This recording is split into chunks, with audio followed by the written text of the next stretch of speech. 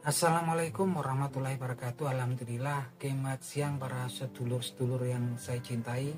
Jumpa lagi di kanal YouTube-nya Pak Digun.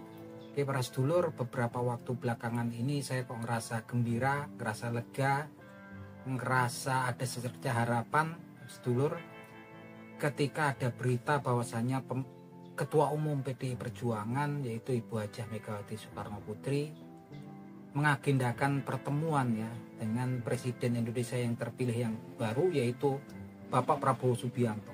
Ini saya pikir suatu peristiwa besar ya, suatu harapan besar gitu kan.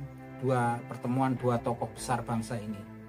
Yang satu adalah pimpinan salah satu partai senior, partai yang berpengalaman, partai besar dalam sejarah bangsa kita, Partai Demokrasi Indonesia Perjuangan.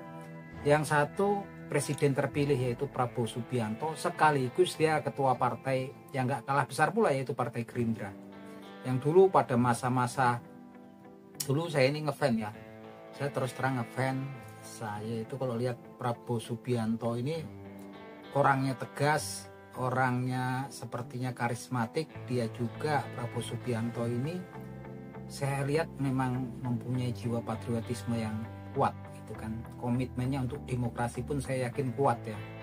Dan ini suatu harapan besar ya, karena kita tahu memang belakangan ini semua mata melihat, semua telinga juga dengar apa yang terjadi di negeri kita, utamanya masalah demokrasi. Saya sendiri sangat prihatin gitu kan sebagai seorang netizen ketika menyaksikan banyak kedaulatan partai-partai yang ada di negeri kita ini sepertinya juga ada yang mengganggu lah gitu kan. Banyak partai yang memang kemudian kedaulatan partainya diganggu. Walaupun itu yang melakukan juga namanya juga invisible hand gitu kan. Bisa diduga, bisa dianalisa, tapi juga nggak terlihat gitu kan, dibuktikan susah gitu kan. Yang jelas yang paling nyata lah saat ini juga salah satu partai senior, partai yang sangat kokoh yaitu Partai Demokrasi Indonesia Perjuangan pun juga belakangan juga ada yang ganggu gitu kan. Seperti yang kita tahu beberapa waktu yang lalu gitu kan, ada beberapa kader PDI Perjuangan yang mengajukan gugatan PT-UN gitu kan tentang SK surat keputusan daripada Ketua PDIP tentang perpanjangan kepengurusan DPP PDI Perjuangan dari 2019-2024 diperpanjang sampai 2025, dan itu sudah disahkan oleh Menkumham ya, Bapak Yasona Launi. Udah sah itu kan, tapi kemudian ada gugatan yang mengatasnamakan 5 orang kader PDIP ke PT-UN tentang keputusan tersebut. Yang jelas ini kan sudah mulai nih ganggu-ganggu banteng yang lagi bantengnya diganggu-ganggu. Saya juga kesal kalau lihat itu, dan ternyata ketika ditelusuri salah satunya oleh Abang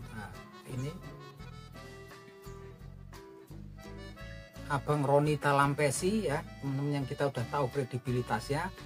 Memang setelah ditelusuri ternyata oleh Abang Roni Talampesi ternyata ada oknum-oknum tertentu yang sengaja menjebak daripada kader-kader PDIP. Ada 5 orang kader PDIP yang memang mengakui akhirnya bahwasanya mereka dijebak. Diajak pertemuan, kemudian dimintai tanda tangan kosong, alasannya untuk dukungan untuk demokrasi di Indonesia. Dan ternyata tanda tangan tersebut digunakan sebagai landasan untuk mengajukan gugatan daripada SK kepengurusan PDIP yang diperpanjang menjadi sampai 2025, yang sebetulnya sudah sah ya. Secara hukum sudah sah karena sudah disahkan oleh Menkumham yang lalu yaitu Bapak Yasona Lauli. Ini nggak tahu nih arah tujuannya mau kemana. Sepertinya mau merusak, mengganggu konsentrasi Partai Demokrasi Indonesia Perjuangan dalam Pilkada 2024. Yang jelas pastinya sudah kemudian terbukti, dan kemudian 5 orang kader PDIP yang kemudian merasa dijebak dan merasa kemudian disalahgunakan namanya ini juga sudah mencabut ya kuasa yang mengatasnamakan mereka. Oke lah, itu udah lewat. Yang jelas harapan saya besar kemudian ketika ada pergantian rezim, saya yakin kok kalau lihat Bapak Prabowo Subianto itu rasa cintanya pada negara dan bangsa ini, juga rasa jiwa patriot serta komitmennya untuk demokrasi Indonesia itu luar biasa. Saya yakin itu. Dulu saya ngefans ya sama Pak Prabowo ini kan, apalagi dulu zaman prestasinya membebaskan sandera-sandera orang asing di Mapen 2 ya. Zamannya dulu kan itu operasi di Mapenduma Papua ketika Kelly Kwali dan kawan-kawan menawan para wartawan asing. Menunjukkan memang kalau Pak Prabowo ini kan sudah punya segalanya kan, gitu kan. Secara materi finansial udah punya segalanya. Sepertinya dia nggak untuk jabatan juga nggak butuh amat, tapi memang sepertinya rasa cinta, komitmen dia, patriotisme dia, rasa komitmen dia untuk demokrasi di negeri kita ini sangat besar. Makanya dia pengen mengabdikan ya kemampuan serta segala komitmennya untuk di masa dia usia tuanya ini untuk negeri dan negara Indonesia. Saya yakin itu. Dan ini menjadi secerca harapan untuk kita semua, karena memang selama ini kan kita tahu ada memang invisible hand, tangan-tangan yang nggak terlihat jarang selalu memang berusaha untuk mengotak-atik, mengganggu daripada keberlangsungan atmosfer yang sehat, demokrasi yang sehat di negeri kita ini. Soalnya udah banyak yang gemes, banyak yang kesal, ya walaupun juga nggak bisa dibuktikan gitu kan. Tapi saya yakin kemudian dengan pertemuan Ibu Hajah Megawati Soekarno Putri dengan Bapak Prabowo Subianto ini akan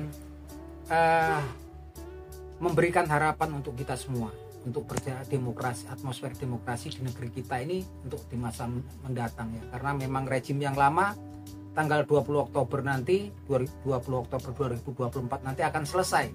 Artinya udah hilang kekuasaannya, berganti dengan penguasa yang baru yaitu Prabowo Subianto, yang kita semua berharap dan kita semua meyakini Prabowo Subianto ini akan memberikan atmosfer yang baru, memberikan harapan yang baru bagi semua warga dan masyarakat negara yang kita sayangi ini.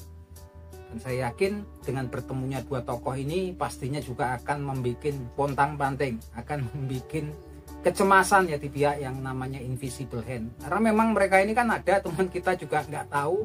Kalaupun ada yang menduga-duga juga nggak bisa dibuktikan, salah-salah nanti malah kemudian bisa terkena masalah gitu kan kalau kemudian dianggap menuduh. Tapi semuanya sudah ngerti gitu kan polemik ini, dan kita tinggal tunggu.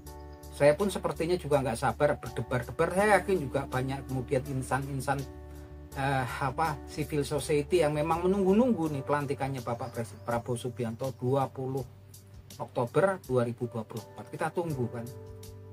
Dan kita lihat nanti kan memang seperti apa, karena memang banyak yang sebenarnya sudah diganggu di sini kan. Artinya memang banyak tatanan hukum, terus aturan-aturan yang kemudian diubah demi kepentingan kelompok golongan tertentu, bahkan nafiknya juga untuk keluarga tertentu gitu kan. Yang jelas kita semua berharap ini terrealisasi nih, gitu kan. Karena pastinya juga ada pihak-pihak yang nanti pastinya akan mengganggu, tapi saya yakin ini apapun ini akan terrealisasi gitu kan. Apalagi di semua daripada insan elit politik Gerindra, PDI, elit politik PDI Perjuangan ini dekat kan, gitu kan. Ibu Puan Maharani, Ketua DPR, di situ juga ada Bapak Susmida Dasko. Ini pasti akan terbangun dan pasti ketemu, dan bukan orang lama lah ini. Antara Megawati Soekarno Putri dengan Prabowo Subianto ini memang dulu pernah juga calon bersama ya. Artinya memang saya berharap banyak jadi titik temu, dan bahkan harapan saya apapun itu kalau kemudian PDIP kemudian join bergabung dengan koalisi yang dibentuk oleh Gerindra, yang dibentuk oleh Bapak Prabowo Subianto. Apapun itulah, bahkan orang kemudian bilang nanti aku oposisi nggak ada, tapi yang terbaik kalau menurut saya untuk PDIP adalah kemudian gabung join kemudian dengan Prabowo Subianto. Itu yang terbaik ya, karena memang yang terpenting itu saat ini, karena memang terpaan untuk PDI Perjuangan itu masih kuat ya, gangguannya masih kuat. Tapi saya yakin PDI Perjuangan ini bukan kaleng-kaleng, bukan sembarangan partai yang tumbuh besar dengan banyak masalah.